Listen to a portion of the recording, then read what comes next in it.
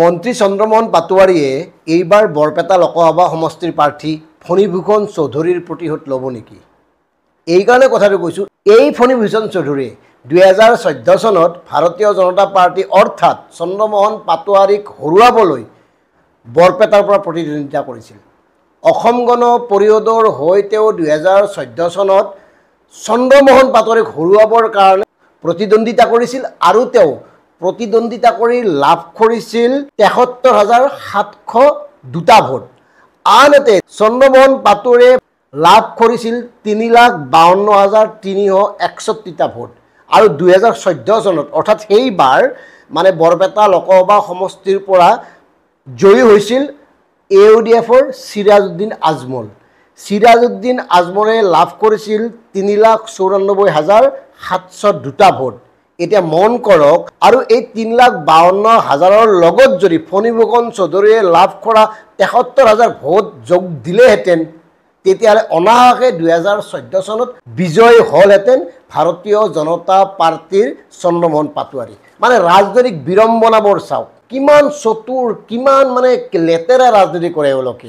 2014 চনত যিগৰাকী ফণীভূষণ চৌধুৰীয়ে ভাৰতীয় জনতা পাৰ্টিক হৰুৱাবলৈ নিৰ্বাচন খেলিছিল, সেইগৰাকী ফণীভূষণক এইবাৰ মিত্ৰজোঁটে প্ৰাৰ্থিত্ব দিছে। আৰু সেইকাৰণে মন কৰিব, এইবাৰ ফণীভূষণ চৌধুৰীৰ নিৰ্বাচনত কতো আপুনি দেখা নাই চন্দ্ৰমোহন পাটোৱাৰীক। হয়তো চন্দ্ৰমোহন পাটোৱাৰীয়ে প্ৰতিশোধ ল'ব বিচাৰিছে নেকি? কোনো এখন নিৰ্বাচনী সভাত চন্দ্ৰমোহন পাটোৱাৰীয়ে ফণীভূষণ চৌধুৰীৰ হৈ প্ৰচাৰ চলোৱা নাই। কিয় চলাব? 2014 চনত তুমিয়ে হৰুৱাবা আৰু তোমাক মই জিকাবৰ কাৰণে মানে প্ৰচাৰ কৰিম, এনেকুৱাইতো কাৰবাৰবোৰ। আৰু চন্দ্ৰমোহন পাটোৱাৰীৰ এই কথাটো জানিয়ে মন্ত্ৰী জয়ন্ত মল্ল বৰুৱাই উবুৰি খাই পৰিছে। মন্ত্ৰী জয়ন্ত মল্ল বৰুৱাৰ চেলেঞ্জ হ'ল যে যিকোনো প্ৰকাৰে বঙাইগাঁৱৰ ছিটখন ভাৰতীয় জনতা পাৰ্টিক দিব লাগে। অংকটো চিম্পুল কথা। ইয়াৰ পূৰ্বৰ প্ৰতিবেদনত আমি কৈছোঁ কিয় জয়ন্ত মল্ল বৰুৱাই মানে ফণীভূষণ চৌধুৰীতকৈ অধিক শংকিত হৈ আছে। যদিহে ফণীভূষণ চৌধুৰীক বিজয় কৰিব নোৱাৰে, তেতিয়াহ'লে জয়ন্ত মল্ল বৰুৱাৰ মন্ত্ৰিত্ব কৰ্তন হ'ব পাৰে। এই কথা আমি পূৰ্বৰ প্ৰতিবেদনত উল্লেখ কৰিছোঁ। আজি ক'ব খোজা কথাটো হ'ল, এই চন্দ্ৰমোহন পাটোৱাৰীয়ে ফণীভূষণৰ মানে প্ৰতিশোধ ল'ব পাৰে নেকি? পাৰে নেকি মানে কিয় নল'ব? ধৰ্মপুৰ সমষ্টিত সুদীৰ্ঘ দিনৰ বিধায়ক, কেবিনেট মন্ত্ৰী চন্দ্ৰমোহন পাটোৱাৰীৰ এটা ভিত্তি আছে। আনহাতে চন্দ্ৰমোহন পাটোৱাৰী আৰু জয়ন্ত মল্ল বৰুৱাৰ ভিতৰে সংঘাত আছে।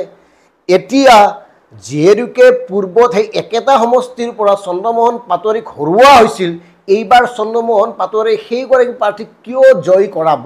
ইয়াৰ যুক্তি কি? আৰে ৰাজনীতি হ'ল বুলিতো এওঁলোকে মানুহ, এওঁলোকৰতো মানে আৱেগ আছে, এওঁলোকৰতো মান সন্মান জড়িত হৈ আছে।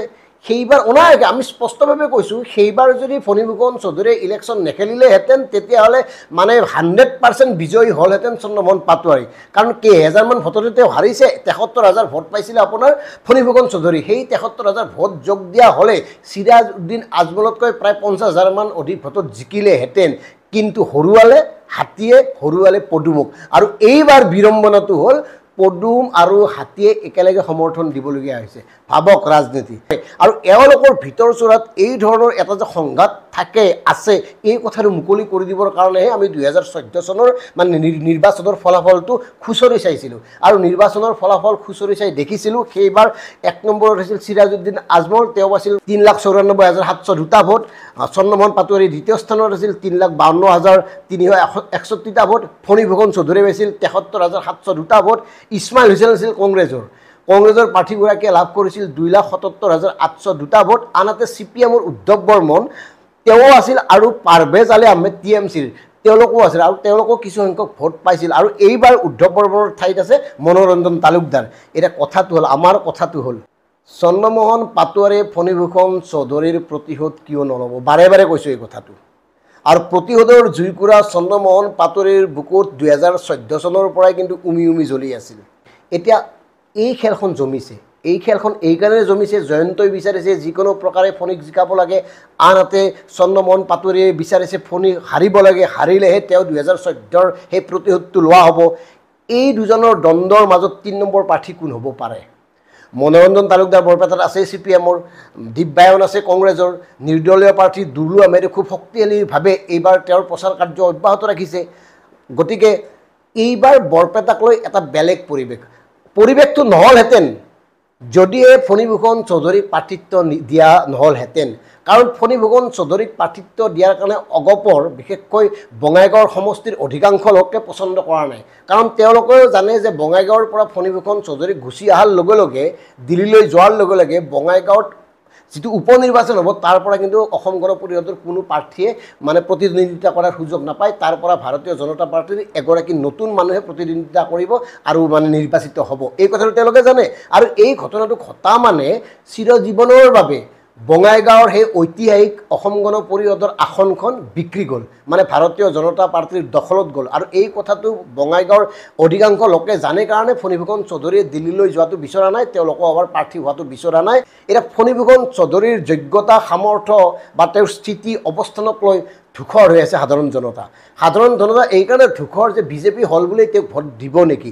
এইফালে মন্ত্ৰী জয়ন্ত মল্ল বৰুৱা প্ৰভাৱলী মন্ত্ৰী, সৰু মামা মন্ত্ৰী জয়ন্ত মল্ল বৰুৱাৰ ডাঙৰ টাৰ্গেট হ'ল, ডাঙৰ প্ৰত্যাহ্বান হ'ল ফণী ফুকন চৌধুৰীক যিকোনো প্ৰকাৰে বিজয় কৰাই বঙাইগাঁও সমষ্টিখন মামাৰ হাতত অৰ্পণ কৰা, ডাঙৰ মামাৰ হাতত।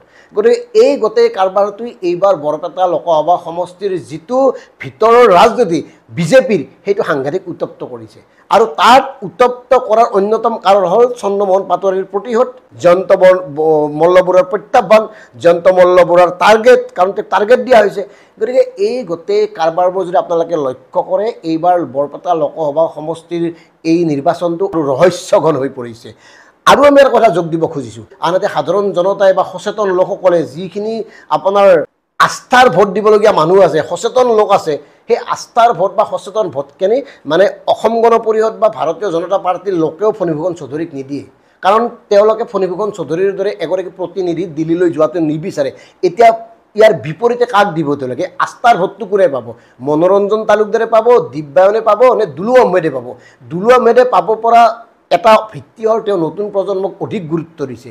আনহাতে মনোৰঞ্জন তালুকদাৰৰ দক্ষতা, যোগ্যতা, সামৰ্থ্য, সততা এই গোটেই বস্তুবোৰে ক্ৰিয়া কৰিছে। গতিকে এই ভোটখিনি ভাগ হ'ব। ফণী ফুকন চৌধুৰীৰ যুঁজখন সহজ হৈ থকা নাই। যুঁজখন সহজ হ'লহেঁতেন যদি ধৰ্মপুৰ সমষ্টিৰ বিধায়ক অৰ্থাৎ মন্ত্ৰী চন্দ্ৰমোহন পাটোৱাৰীয়ে মুক্ত হস্তে বা আন্তৰিকতাৰে তেওঁৰ হৈ মানে প্ৰচাৰ কাৰ্যত লিপ্ত হ'লহেঁতেন। আৰু চন্দ্ৰমোহন পাটোৱাৰীয়ে প্ৰচাৰ কাৰ্যত লিপ্ত নোহোৱাৰ অন্য এটা কাৰণ হ'ল জয়ন্ত মল্ল বৰুৱাৰ আগ্ৰাসী মনোভাৱ।